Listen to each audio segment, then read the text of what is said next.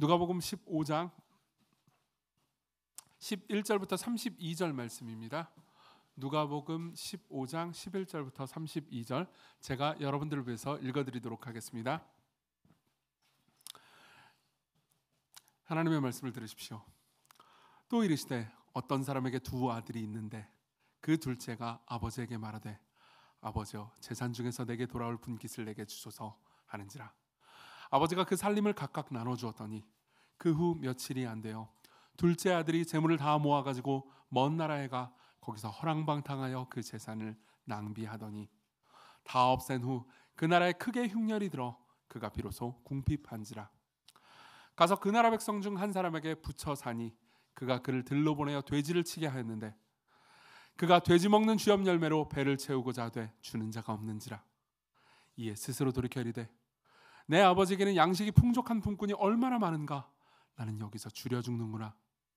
내가 일어나 아버지께 가서 이르기를 아버지 내가 하늘과 아버지께 죄를 지었사오니 지금부터는 아버지의 아들이라 일컬음을 감당하지 못하겠나이다.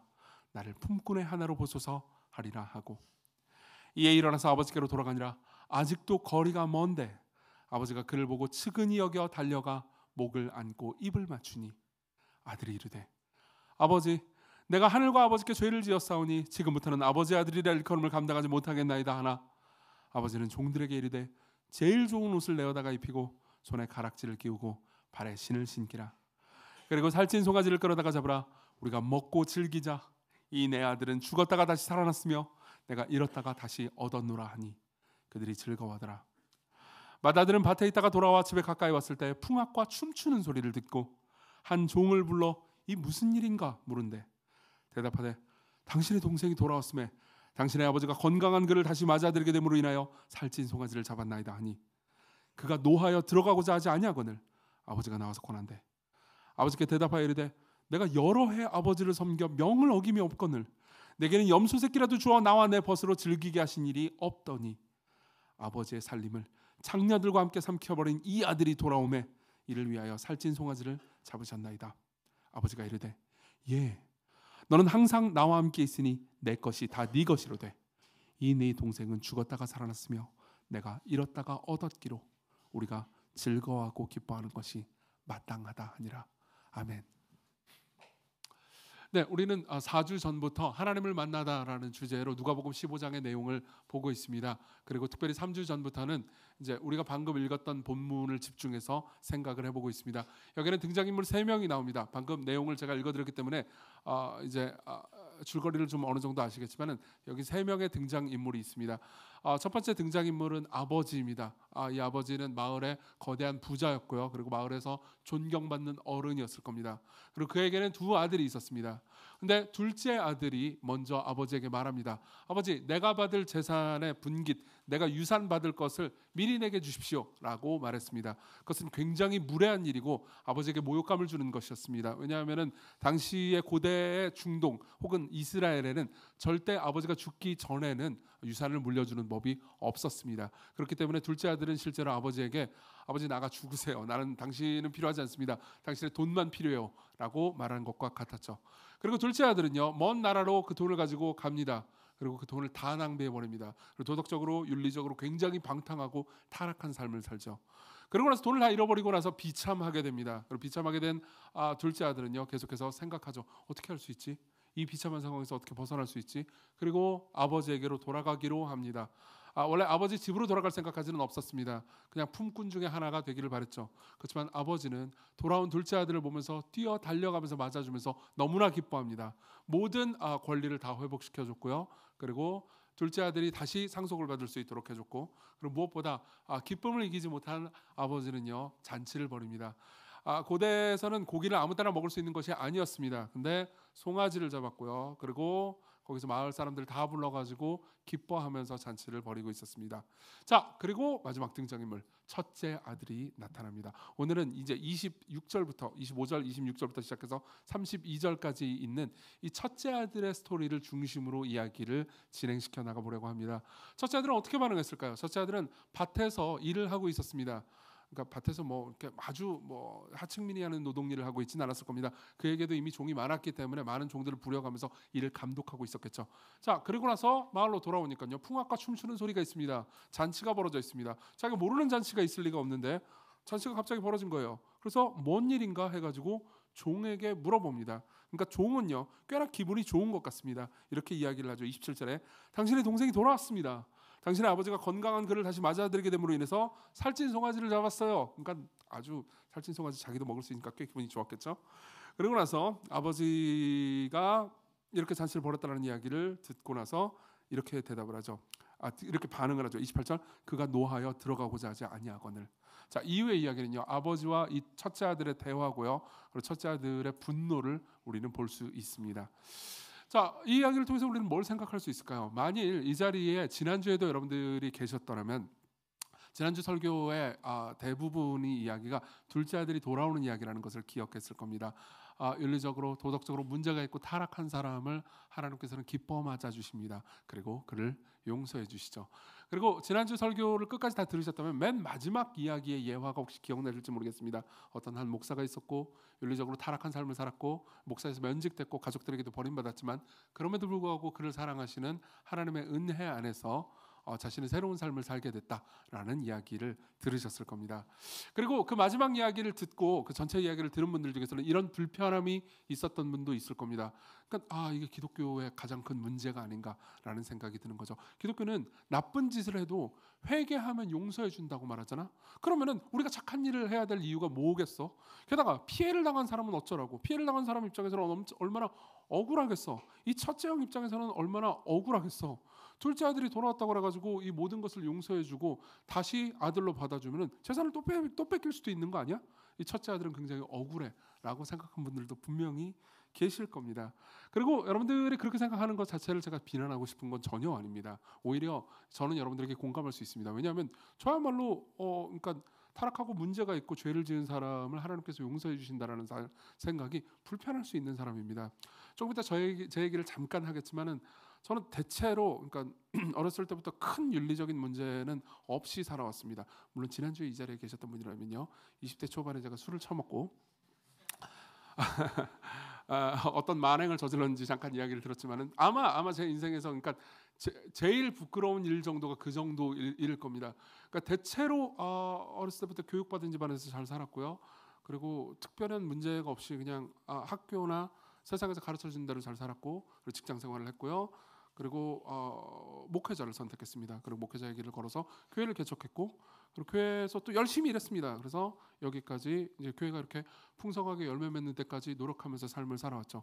그러니까 다시 말하면 그 가운데서 저는 무슨 뭐 도덕적으로 윤리적으로 잘못한 적도 없고, 그리고 특별히 성적으로 타락한 적도 없습니다. 그렇기 때문에 그러니까 문제가 있고 죄를 저질렀고 누군가를 피해 끼치게 만들고 누군가의 눈에서 눈물이 나게 한 사람을 하나님께서 용서하신다라는 개념이 저 역시도 그렇게 반가운 것은 아닙니다. 그리고 우리는 이런 마음을 어떻게 생각하고 해석할 수 있을까요? 저는 오늘 첫째 아들의 이야기를 굉장히 주목함으로써 이 첫째 아들의 마음이 어떤 것인지에 대해서 생각을 해볼 겁니다. 그 첫 번째예요. 그리고 두 번째로는요, 이 첫째 아들의 마음을 가지고 있는 게 결국은 문제를 일으킵니다. 우리는 이 아버지하고 첫째 아들이 이제 마지막 부분에 갈등을 빚는 것을 볼 수 있습니다. 그럼 그 문제가 뭘까요? 거기에 대해서 두 번째로 생각을 해보겠습니다. 그리고 이 모든 이야기를 이해하다 보면요, 그럼 첫째 아들이 원래 어떻게 행동했어야 했을까를 상상할 수 있게 됩니다. 그러면 첫째 아들이 진정 옳게 행동한 건 무엇인지를 한번 생각해 볼 수 있을 겁니다. 그리고 세 번째로는요, 우리는 진정한 첫째 아들에 대해서 이야기를 할 겁니다. 첫 번째로는 첫째 아들의 마음이고요, 두 번째로는 그 문제, 그리고 마지막으로 진정한 첫째 아들의 모습이 어떠해야 할지 그걸 한번 생각해 보겠습니다. 먼저 첫째 아들의 마음부터 한번 생각을 해보죠. 자, 27절에 종은요 신나서 당신의 동생이 돌아왔습니다. 그러니까는 28절에 분노합니다. 분노하면서 29절에 이렇게 이야기를 해줍니다. 우리 29절을 같이 한번 읽어보겠습니다. 시작. 아버지께 대답하여 이르되 내가 여러 해 아버지를 섬겨 명을 어김이 없거늘 내게는 염소 새끼라도 주어. 자, 우리가 제일 먼저 볼 수 있는 첫째 아들의 감정, 마음은요 분노입니다. 일단은 28절에 노했다라고 표현해주기도 하지만요. 29절에 보면 그 분노가 좀 더 적나라하게 드러나는 부분이 있습니다. 자, 오늘은 좀 그리스어 이야기를 많이 할 수밖에 없을 것 같습니다. 29절에 보면요, 아버지께 대답하여 이르되 내가 이렇게 돼 있잖아요. 근데 이제 우리나라 말로는 이렇게 번역이 됐는데 그리스어 원문에는 우리나라 말에는 번역되지 않은 단어가 하나 더 있습니다. 이두라는 단어인데요. 이걸 이제 문맥에 따라서 번역하면 이렇습니다. 여보쇼입니다. 여보쇼. 그러니까 다시 번역해 보자면요. 아버지께 대답하여 이르되 여보쇼, 내가 여러의 아버지를 섬겨 명을 어기며 복권을 이렇게 말했다는 거예요. 아마 영어 성경을 가지고 계신 분들은 look이라는 단어로 번역됐을 겁니다. look, 보쇼, 보세요. 좀 정신 나갔습니까? 이런 겁니다. 들어봐요.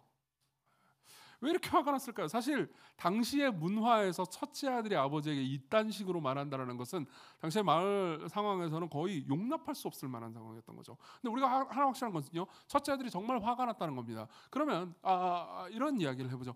첫째 아들이 화가 났다는 것이 꼭 잘못된 일이다라고만 말할 수 있을까요? 사실 첫째 아들은 왜 화가 났을까요? 이걸 한번 생각해 봅시다. 첫째 아들은요, 그는 재산을 다 거덜내고 말아먹었습니다. 둘째 아들은요, 나는 여전히 재산을 지키고 있습니다. 그는 아버지의 명령을 거절했습니다. 나는 아버지의 명령을 다 지켰습니다. 그러면 그는 비난을 받고 내가 더 칭찬을 받아야 되는 거 아니겠습니까? 그렇죠? 사실 이게 그렇게 크게 비난받아야 될 첫째 아들의 생각이 비난받아야 될 생각일까요? 아니요, 그렇지 않을 거라고 봅니다. 저도 공감한다고 그랬잖아요. 그리고 이런 마음은요, 보통 그러니까 이런 첫째 아들과 같은 마음은요, 우리 모두에게 이런 식으로 나타납니다. 예컨대 여러분들이 기독교인이라면요, 이런 식으로 생각할 수도 있습니다. 나는 착한 일을 했고요. 기독교인이 아니라도 종교인이라면요, 나는 착한 일을 했고 저 녀석은 나쁜 일을 했으니까 나는 천국에 가고 저 녀석은 지옥에 가야 돼.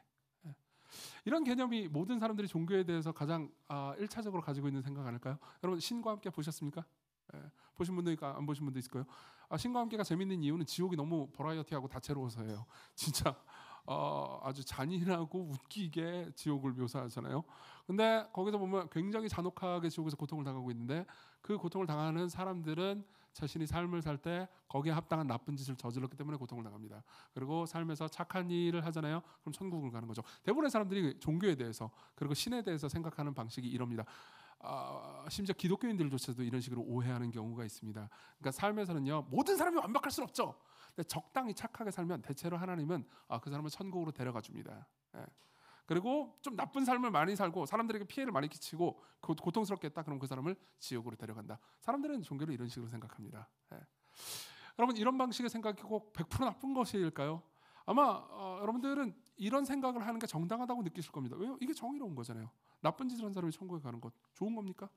착한 사람이 지옥에 가는 것 그게 꼭 좋은 것이겠습니까?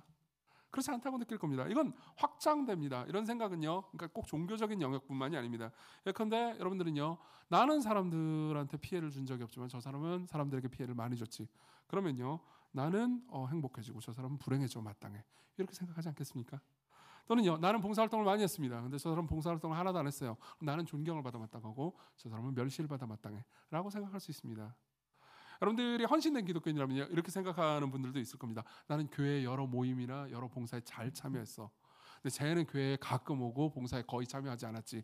그러니까 내가 더 은혜를 받고 저 사람은 은혜를 덜 받는 게 당연해 라고 생각할지 모르겠습니다. 자,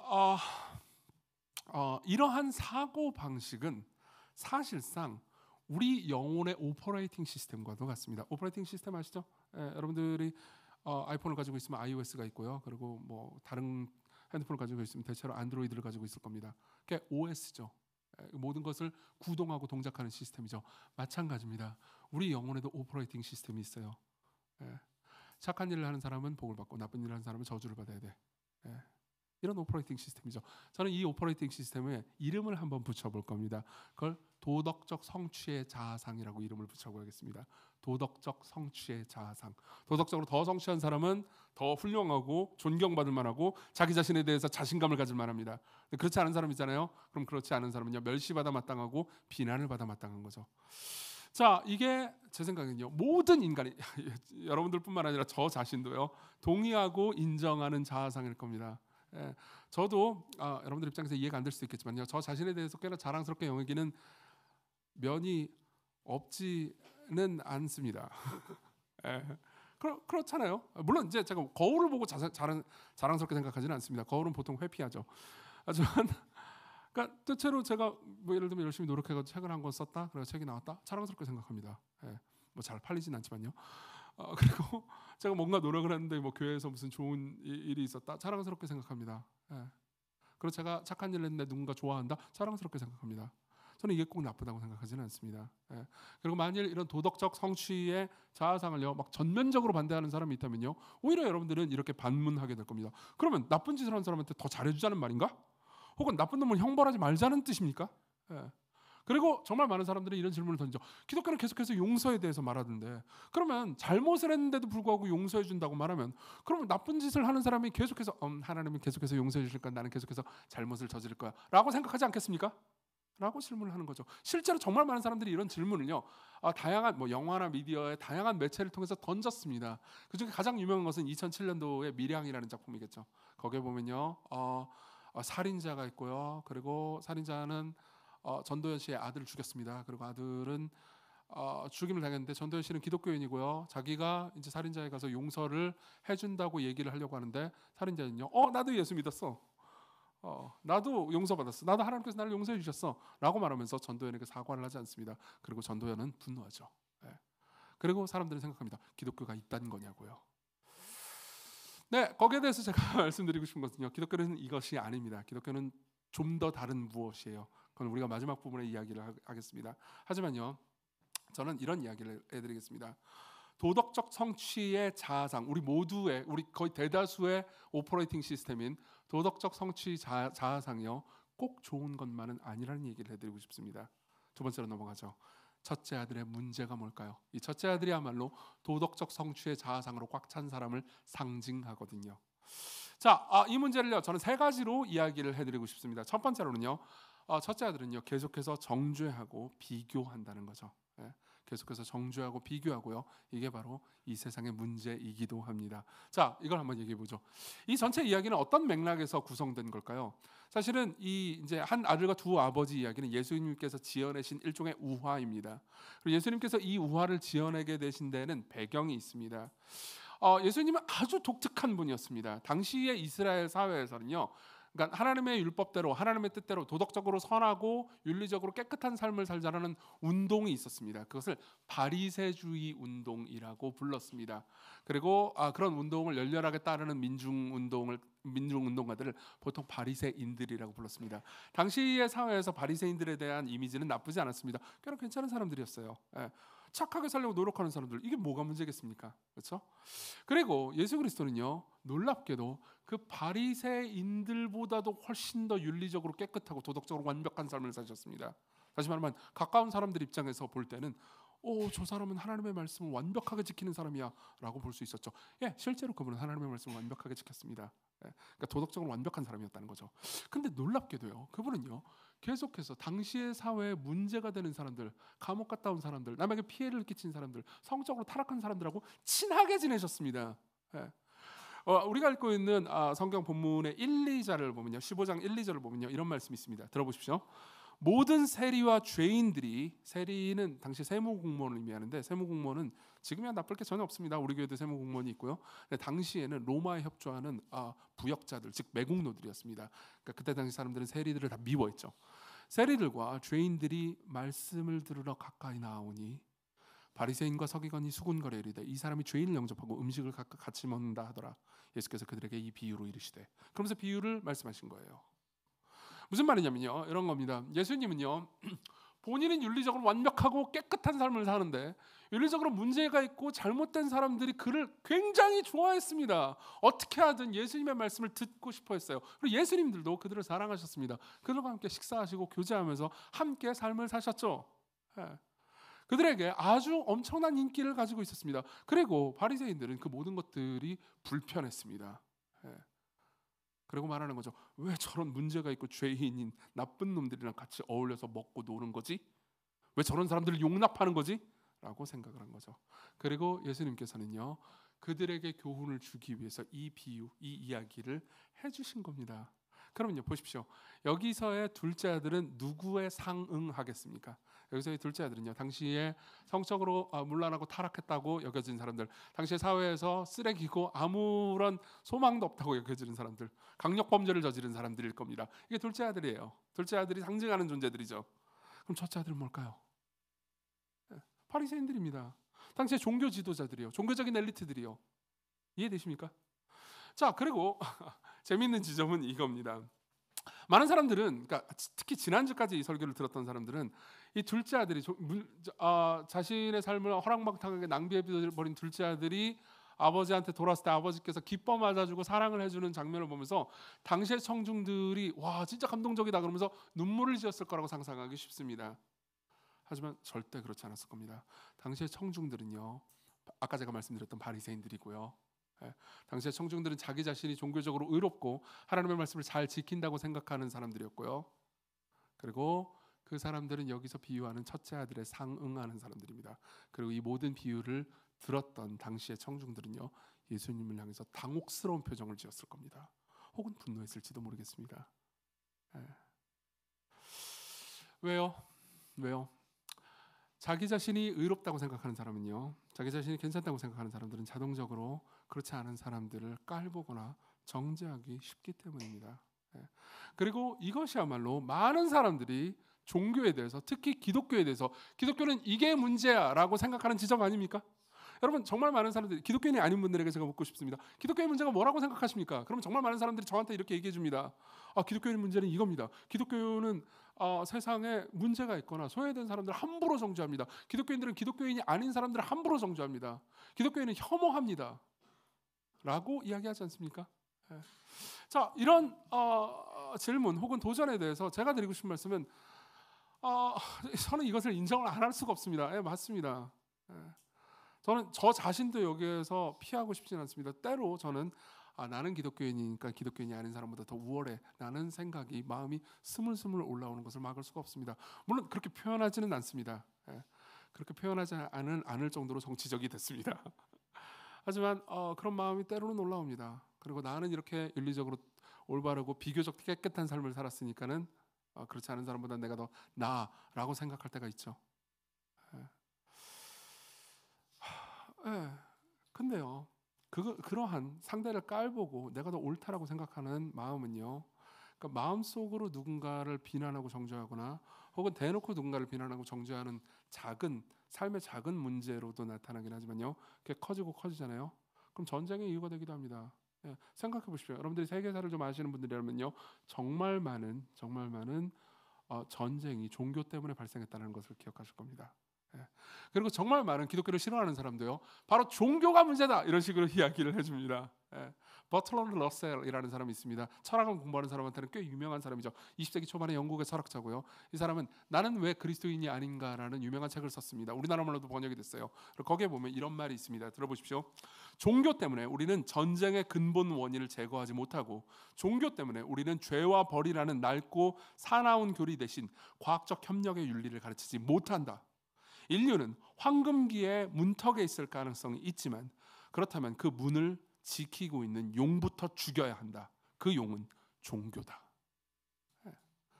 바꿔서 말해보면 종교야말로 사람들에게 혐오를 조장하고, 종교야말로 선과 악의 이분법으로 사람들을 정죄하고, 종교야말로 사람들을 미워하게 만드는 근원이라는 거죠.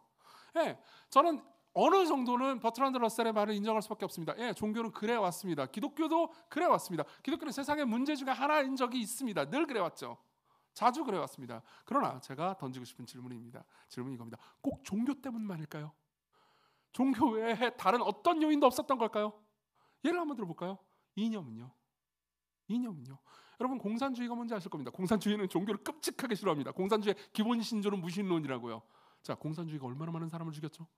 세계사에 대해서, 근대 역사에 대해서 조금이라도 관심이 있는 사람들이라면요, 공산주의가 수많은 사람들을 죽였음을 여러분들은 아실 겁니다. 지금도 우리나라 같은 경우에는 북한이 있고요, 거기에 인권이 끔찍하게 유린되고 있는 상황을 우리는 들어서 알고 있죠. 그죠? 자, 공산주의가 아니더라도 마찬가지입니다. 예컨대 히틀러를 한번 생각해보죠. 히틀러는 종교인이 아니었습니다. 그런 정치인이었습니다. 그 얼마나 많은 사람을 죽였죠?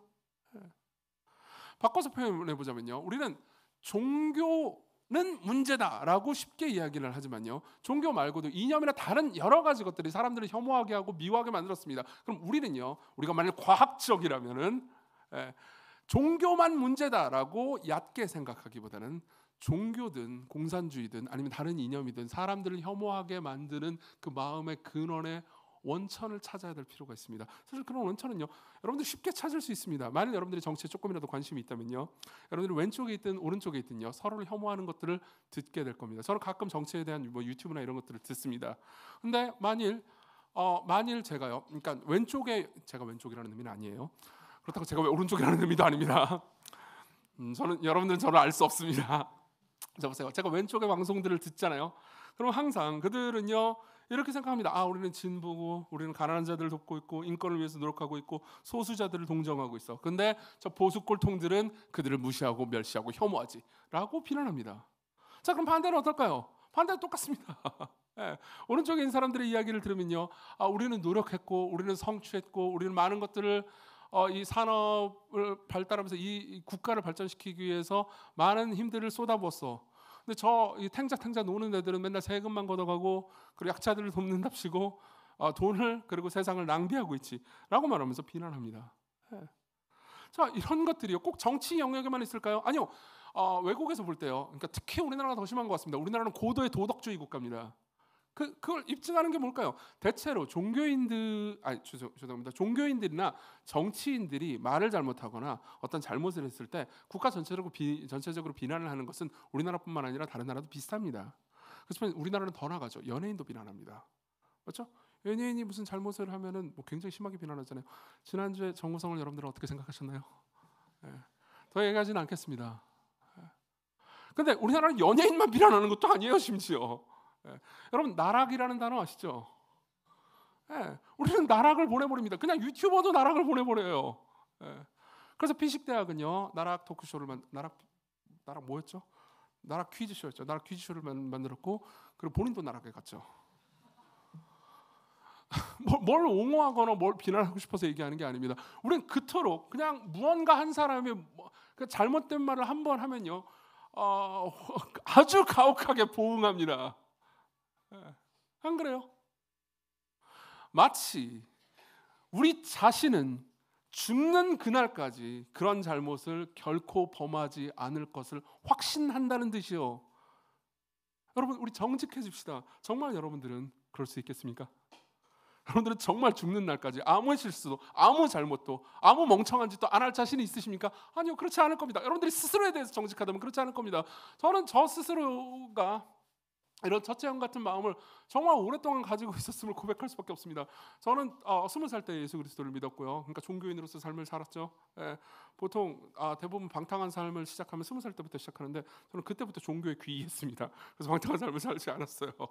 그리고 대체로 뭐 열심히까지는 아니고 그냥 공부를 했고요. 그리고 직장을 취직했고요. 그러니까 세상과 사회가 명령하는 삶을 잘 따라서 삶을 살았습니다. 그리고 그렇게 삶을 살지 못하거나 성취하지 못한 사람들을 은근 마음으로 무시하는 삶을 살았죠. 근데 시간이 지나고 알게 된 게 있습니다. 저는요, 좋은 부모님 밑에서 자랐습니다. 저는 청소년기 이후부터는 중산층 가정의 경제력을 누릴 수 있었습니다. 저는 좋은 친구들을 만났습니다. 저는 좋은 선생님들을 만났습니다. 그리고 좋은 공동체를 만났죠. 저는 특별히 나쁜 짓을 저질 만한 환경을 가져본 적이 없어요. 근데 만일 어떤 사람이요, 끔찍한 가정에서 학대받으면서 범죄에 쉽게 노출되어 있는 환경에서 돈도 없고 고통스러운 삶을 살았다면요, 그 사람보다 제가 더 나은 사람이었을까요? 아니요, 그렇지 않을걸요. 만일 제가 계속해서 뭐라고 해야 될까요? 도덕적 성취의 자아상을 끝까지 고수하고 있잖아요.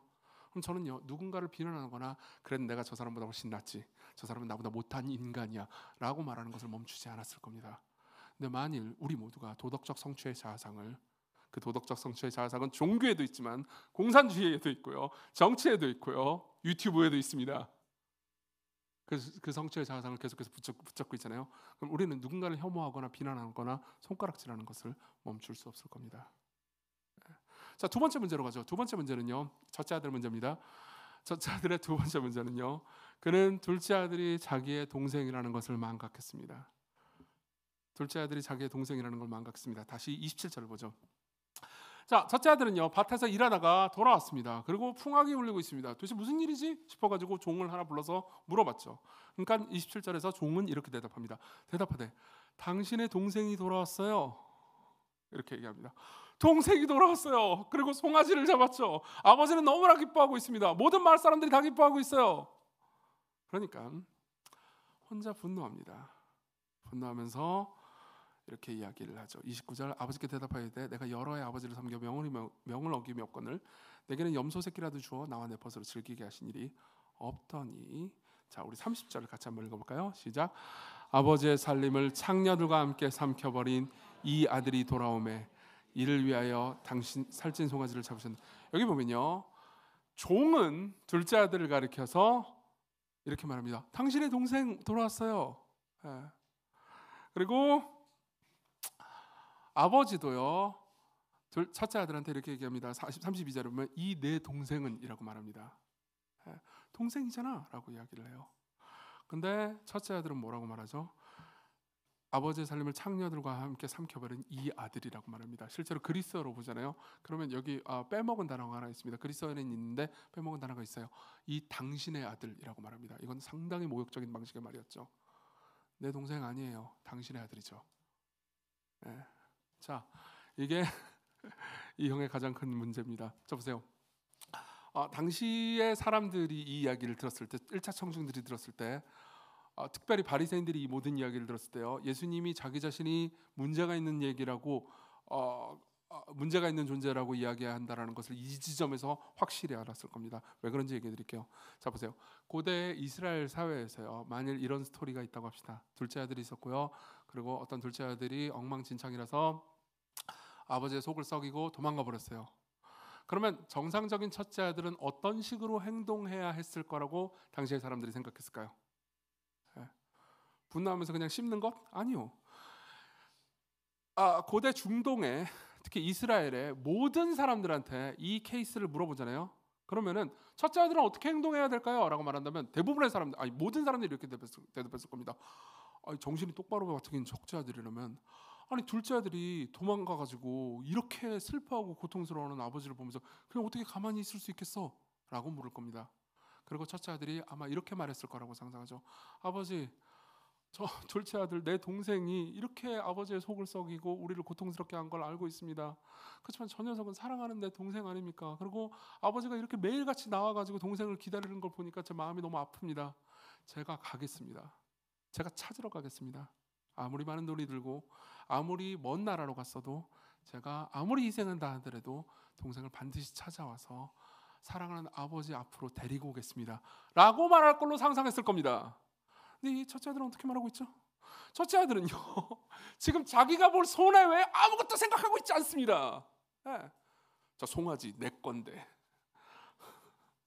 아버지가 걸쳐준 옷, 저 신발, 저 반지, 저거 다 내가 혼자 독차지해야 되는데, 사실 여러분 지지난주에 이 자리에 계셨던 분이라면요, 둘째 아들이 재산 내놔 라고 아버지한테 말할 때 아버지는요 둘째 아들뿐만 아니라 첫째 아들에도 재산을 다 주었다는 것을 알 수 있을 겁니다. 첫째 아들은요 손해본 게 없어요. 아버지의 사랑을 계속해서 받아왔단 말이에요. 근데도 첫째 아들은 화가 납니다. 네. 자기가 동생이라고 생각하고 있지 않는 거죠. 이게요 여러분, 그리스도인이 아닌 분들도 여기 많이 계신 걸 알고 있지만 그럼에도 불구하고 그리스도인들의 부끄러운 죄를 창피하지만 얘기를 좀 하고 싶습니다. 이게요 때로는 그리스도인들도 동료 그리스도인들에 대해서 가지고 있는 생각입니다. 그리스도인들도요 같은 교회에 있는 다른 동료 그리스도인들이 잘못을 할 때 그들을 자신의 동생으로 사랑하는 형제로 대하기보다는 때로는 정죄하고 손가락질하면서 비난하고 끝내는 경우가 많습니다. 그리고 다른 교회에 대해서 우리 교회가 훨씬 더 우월해라고 생각하는 경우도 많고요. 다른 교단과 다른 신학적 전통에 대해서 비난하면서 손가락질을 하는 경우도 많습니다. 여러분들이 그리스도인인데 여러분들의 삶이 계속해서 다른 그리스도인들, 다른 종파, 그리고 다른 교회, 특별히 무언가 잘못했다고 말하는 사람들을 보면서 그럴 줄 알았어! 그러면서 손가락질하고 있다면요, 제가 장담하죠. 여러분들은 첫째 아들입니다. 동료 그리스도인들을 비난하고 뒷담을 하면서 그걸 즐기고 있다면요, 여러분들은 첫째 아들이에요. 여러분들만 비난하고 싶어서 이 얘기를 하는 게 아닙니다. 어쩌면요 그런 마음을 제일 많이 가지고 있는 사람은 저 자신일 테니까요. 예, 저도 계속해서 그래왔습니다. 예. 그리고 이게 세상을 고통스럽게 한 것 아니겠습니까? 예. 이게 심지어 교회 생활마저도 천국 같아야 마땅해야 할 교회 생활마저도 고통스럽게 한 건 아닐까요? 예. 기독교인이 아닌 분들은요, 나는 종교인이 아니니까 상관없네? 라고 생각할지 모르겠습니다. 하지만 첫째 아들의 마음은 여러분들에게도 똑같이 있을 겁니다. 예를 한번 들어보죠. 그걸 이해하기 위해서 제가 몇 주 내내 계속 C.S. 루이스를 예를 들고 있는데요. C.S. 루이스는 여러분들 모두에게 이런 생각을 한번 상상을 해보도록 요청합니다. 제가 읽어드리죠. 과연 우리가 이웃을 사랑할 수 있는지에 대해서 시험해 볼 수 있는 방법이 하나 있습니다. 들어보세요. 신문에 아주 흉악한 범죄 기사가 났다고 합시다. 근데 다음날 전날의 보도 내용이 전부 사실은 아니라거나 그렇게까지 악한 범죄는 아니라는 식으로 내용이 바뀌었다고 합시다. 그럼 당신은 그때 정말 잘 됐군, 그렇게까지 나쁜 사람들은 아니라니 정말 다행이야 라는 생각이 먼저 듭니까? 아니면 김이 샌다는 생각이 들거나 더 나아가 그 범죄자들을 정말 나쁜 놈으로 취급하는 더 없는 즐거움을 빼앗기고 싶지 않은 나머지 전날 실린 기사를 더 믿으려고 하십니까? 만약 두 번째 경우라면 종국에는 마귀가 되는 길에 첫 발음을 내디딘 것이라고 감히 말할 수 있습니다. 왠지 아십니까? 성경에 보면요 마귀가 있습니다. 그리고 마귀가 하는 모든 일이 뭔지 아십니까? 마귀가 입만 열면 뭘 하는지 아십니까? 정죄합니다. 예. 너는 문제 있는 존재야. 너는 나쁜 존재야. 마귀가 하는 모든 말이 다 그런 내용이에요. 예.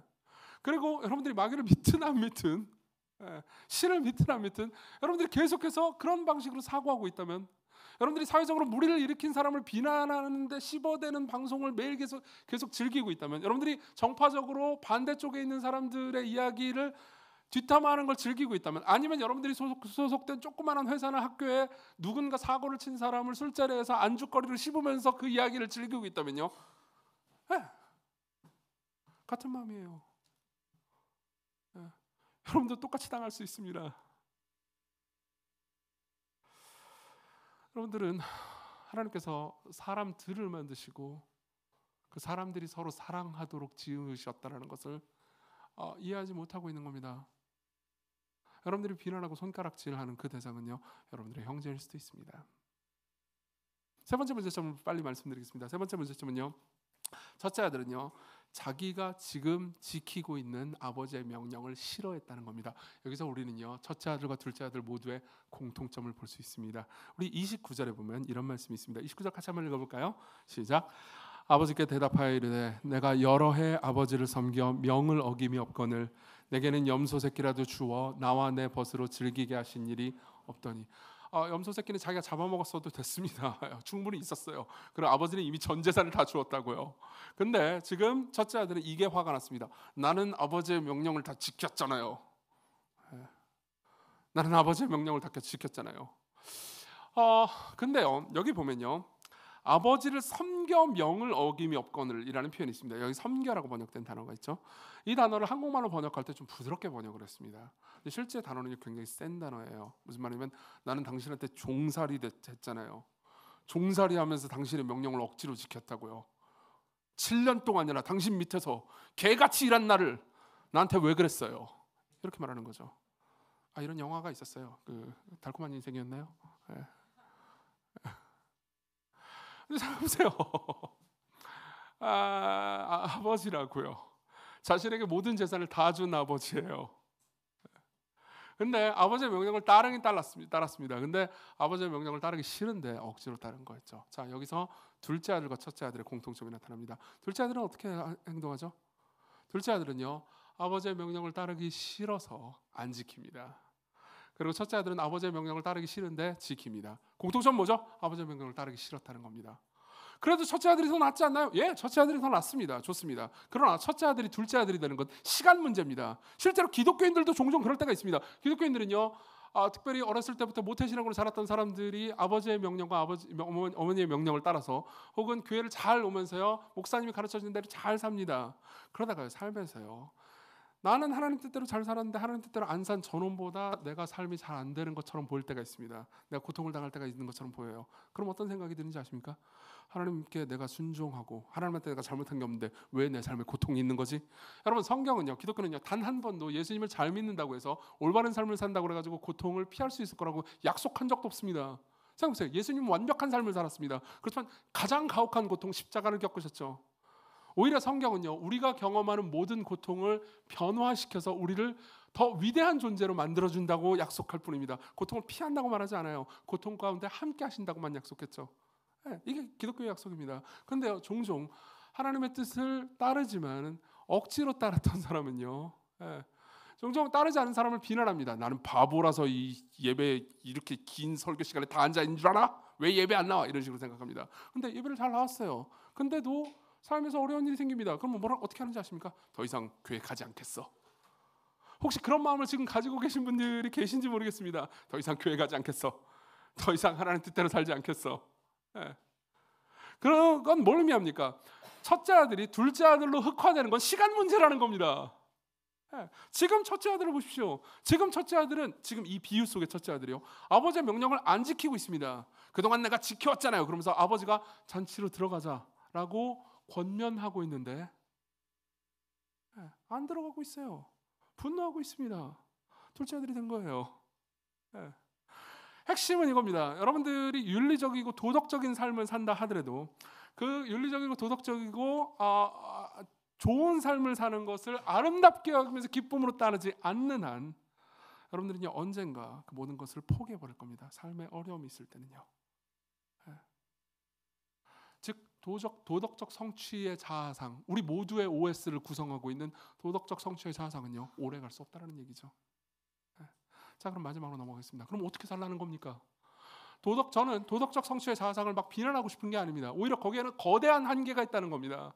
그리고 도덕적 성취의 자아상을 가지고 삶을 살아갈 때 우리는 진정으로 사람들을 사랑할 수 없게 된다는 겁니다. 그럼 어떻게 살아야 되나요?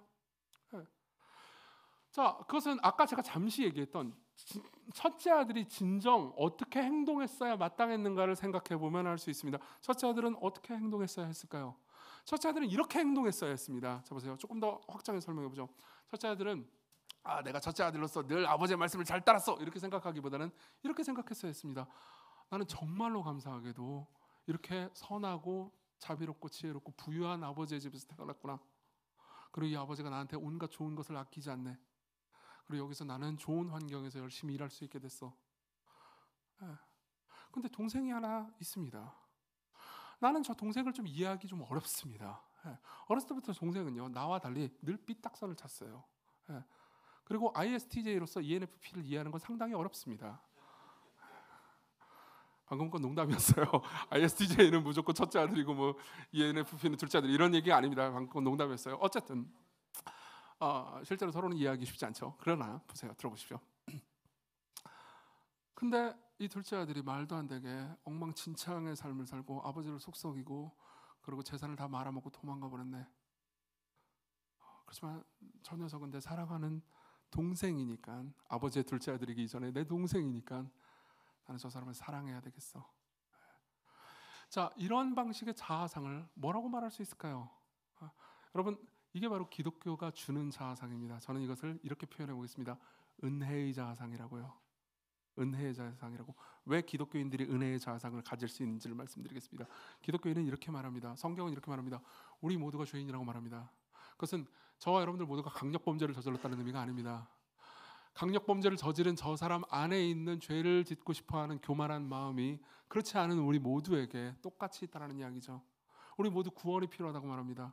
우리 모두 우리가 생각했던 것보다 훨씬 더 문제가 있는 존재지만 성경은 이렇게 말합니다. 우리 모두 우리가 감히 바라거나 상상했던 것보다 훨씬 더 우리를 사랑해주는 신이 존재한다고 말하죠. 그리고 그분을 따를 때 그분은 조건 없이 우리를 받아줍니다.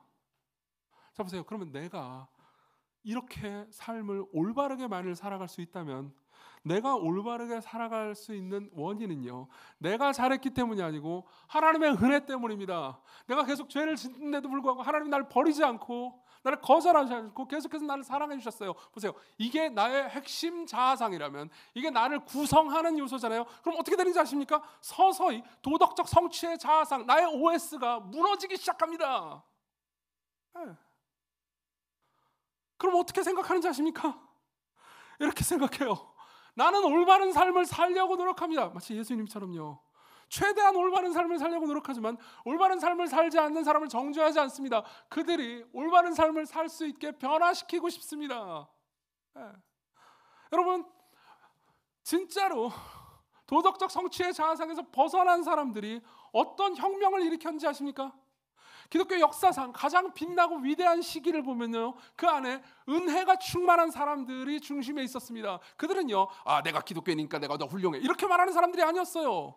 그들은 모두가 이렇게 말했습니다. 당신이 힌두교인이든 무슬림이든 당신이 무신론자든 나나 당신이랑 똑같습니다. 아니, 내가 더 못한 사람일 수도 있어요. 그런데 하나님은 나를 사랑하셨어요. 그렇기 때문에 당신이 나보다 더 대단할 수도 있습니다. 그렇지만 나는 조건 없는 사랑과 은혜를 받았어요. 그렇기 때문에 나는 당신을 섬겨도 나는 아무것도 손해보지 않습니다. 실제로 기독교인들이 정말 이렇게 생각했습니다.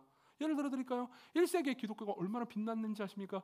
1세기의 기독교는요, 인구 성장률이 거의 40배씩 성장했습니다. 그 가장 큰 이유를 말씀드릴게요. 보세요. 당시의 세계관은요, 당시의 1세기 그레코 로만 세계관은요, 아주 다원주의적인 세계관이었습니다. 무슨 말이냐면요, 어떤 종교든 상관없다라는 세계관이었어요. 특정 종교만 진리고 나머지는 거짓이다, 이렇게 말하는 사람은 기독교인들 외에는 없었어요. 네 종교도 없고 네 종교도 옳고, 너희들이 만일 로마 황제를 신으로 섬기기만 한다면 너희들의 신을 섬기는 건 상관없다. 자, 대부분의 사람들이 그렇게 생각했습니다. 그리고 기독교인들은요, 예수 그리스도 외에, 성경에 나타난 삼위일체 하나님 외에 다른 신은 없다고 말했죠. 심지어 당시에 모두가 당연하게 여겼던 로마 황제도 신으로 여기지 않았습니다. 한낱 인간에 불과하다고 말했죠. 자, 보세요. 누가 더 꼴통인가요? 누가 더 독단적인가요? 당연히 기독교인이죠. 그러나 놀랍게도 완전히 반대의 일이 일어났습니다.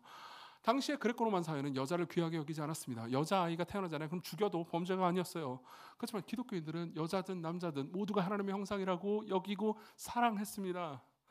당시의 사람들은 가난한 사람들을 멸시했습니다. 그런데 기독교인들은 가난한 사람들을 섬겼습니다. 당시의 사람들은 소수자들이나 약자들을 함부로 대했습니다. 그런데 기독교인들은요, 그들을 품고 안았습니다. 그러니까 당연히 이쪽 생존율이 더 높을 수밖에 없죠. 그렇죠? 그래서 기독교가 폭발적으로 성장했다고요. 그리고 그 사랑에 감화된 사람들이 예수 그리스도를 찾았습니다. 왜 그럴까요? 예수 그리스도 외에 진리는 없습니다라고 말하는 독단적인 사람들이 어떻게 이렇게 놀라운 사랑을 할 수 있었을까요? 답은 간단합니다. 그 독단적인 진리의 주인공 예수 그리스도가 자신을 죽이려고 하는 원수들을 향해서 아버지, 저들을 용서해 주십시오. 저들이 지금 무슨 일을 하고 있는지 모릅니다라고 말하면서 그들을 용서하면서 죽는, 죄인들을 위해서 죽는 하나님이었기 때문이죠. 어떤 진리를 독단적으로 믿으면 그 사람은 굉장히 독단적이고 편협한 사람이 될 거야. 아니요. 어떤 진리를 독단적으로 믿는데도 불구하고 풍요롭고 넓은 사람이 될 수 있습니다. 그 독단적 진리의 주인공이 너무나 사랑하는 존재라면요.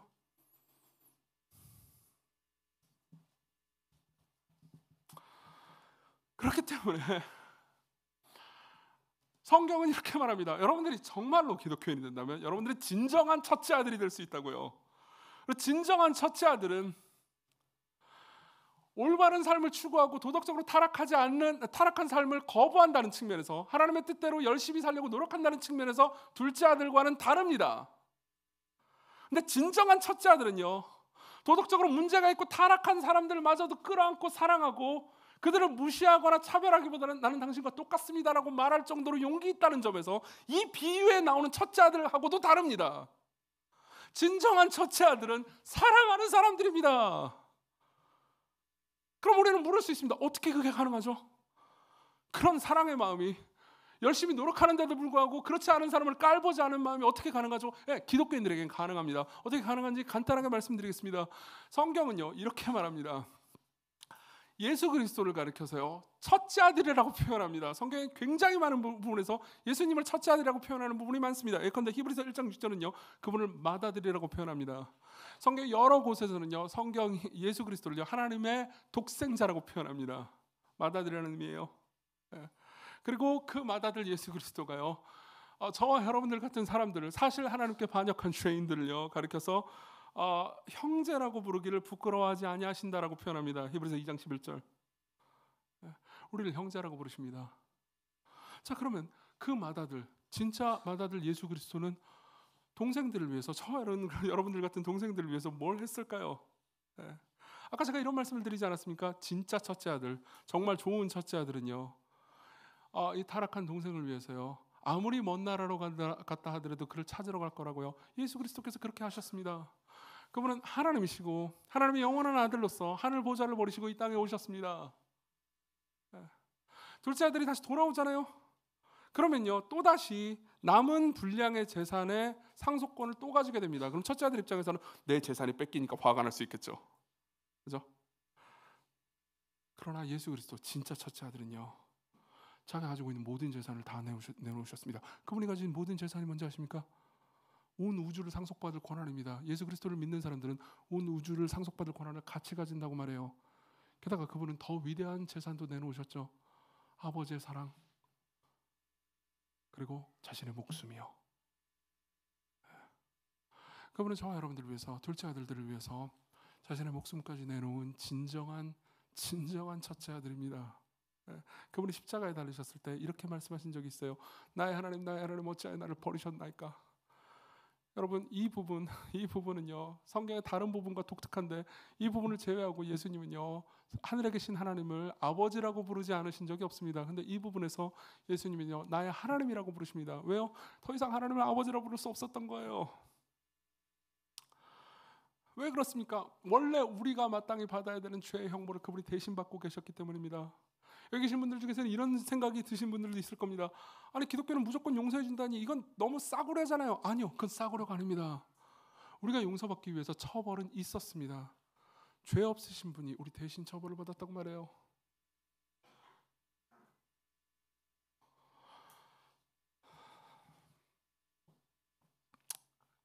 그리고 예수님을 믿는 사람, 기독교인들은요, 이걸 진짜로 믿습니다. 여러분, 저는 이걸 진짜로 믿습니다. 진짜 그분이 저 대신 죽으셨다는 것, 완벽하게 산 분이 저를 대신 위해서 죽으셨고, 제가 받을 자격이 없는 아들의 신분을 저에게 조건 없이 사랑으로 주셨다는 것을 압니다. 그럼 그런 사람이 어떻게 다른 사람을 쉽사리 정죄할 수 있겠습니까? 그건 논리적으로 불가능한 일이에요. 그렇죠? 정리를 하고 마치겠습니다. 여기 계신 분들 중에서 기독교인들에게 드리고 싶은 말씀이 있습니다. 여러분들이 기독교인이 아닌 사람들이나 혹은 도덕적으로 윤리적으로 타락하거나 문제가 있는 사람들, 여러분들이 손가락질하고 비난을 할 만한 사람들이 기독교인이든 기독교인이 아니든 여러분들 주변에 있을 때 쉽사리 뒷담화하고 정죄하고 그것 때문에 즐기는 사람이라면요, 여러분들 아직 복음을 모릅니다. 여러분들은 진정한 첫째 아들이 아닙니다. 여러분들이 이 비유 속에 나오는 첫째 아들하고 비슷한 겁니다. 그러면 그러한 여러분들을 향해서 하나님께서 어떻게 하실까요? 그러한 어떻게 보면 역겨운 행동을 하는 여러분들을 향해서 하나님께서 어떻게 대응하실까요? 넌 나에게 모욕감을 줬어? 야, 이 바리새인아! 이걸까요? 아니요. 이 비유에 하나님은요, 이 비유의 아버지는요, 이렇게 말합니다. 계속해서 권해요. 29절에 보면요, 28절에 보면요, 그가 노하여 들어가고자 하지 아니하거늘 아버지가 나와서 권한대. 여기서 권한대라는 말의 시제는요, 그리스어 시제는요, 긴 연속성을 가진 시제입니다. 그러니까 한 번만 권한 게 아니에요. 계속해서 권합니다. 부탁하는 거예요. 그러면 여러분들을 정죄하지 않습니다. 변화되기를 바라시죠. 여러분들이 받은 얼마나 큰 놀라운 사랑이 얼마나 큰 것인지 생각하기를 바라십니다. 내 재산이 다 너의 것이란다. 이것을 기억하십시오. 그러면요, 여러분들의 마음이 진정한 첫째 아들처럼 변화될 겁니다. 기독교인이 아닌 분들에게 마지막으로 이야기를 마치겠습니다. 여러분들 중에서는 기독교인들을 비난하고 싶은 분들도 있을 겁니다. 기독교인들이 저지른 나쁜 일이나 혹은 혐오나 혹은 기독교인들이 세상의 고통과 싸움의 원인이 된 경우를 볼 때 여러분들은 손가락질하면서 비난하고 싶으실 수도 있습니다. 자, 좋습니다. 여러분들이 비난을 받아들이겠습니다. 하지만 제가 이렇게 말씀을 드리고 싶습니다. 저 기독교인들 나쁜 놈이야라고 비난을 할 때 이렇게는 하지 마십시오. 그러니까 기독교 따윈 필요 없어, 종교는 없어야 해 라고 말하지 마십시오. 진정한 기독교가 진정한 첫째 아들과 같다면요, 기독교는요, 이 세상의 문제를 해결할 수 있는 유일한 힘입니다. 기독교, 종교가 필요 없다고 말하지 마십시오. 예수 그리스도가 필요 없다고 말하지 마십시오. 오히려 이렇게 비난하십시오. 야, 이 기독교인들아, 왜 너희들은 너희들이 믿는다라는 그 예수 그리스도와 다르게 행동하니? 라고 비난하십시오. 그리고 여러분들이 이 모든 이야기를 듣고 나서 와, 이 첫째 아들은 굉장히 아름답구나, 나도 이렇게 변화되고 싶다라고 생각하신다면요, 예수 그리스도를 보십시오. 그분을 알아가십시오. 그리스도께로 오십시오. 여러분들이 그분을 만난다면 여러분들은 여러분들이 생각했던 것보다 훨씬 더 아름다운 성품으로 변화될 겁니다. 같이 우리 찬양 부르겠습니다. 사랑의 예수님, 나를 찾아오셔서 십자가로 대속하사 내 마음 두드리네.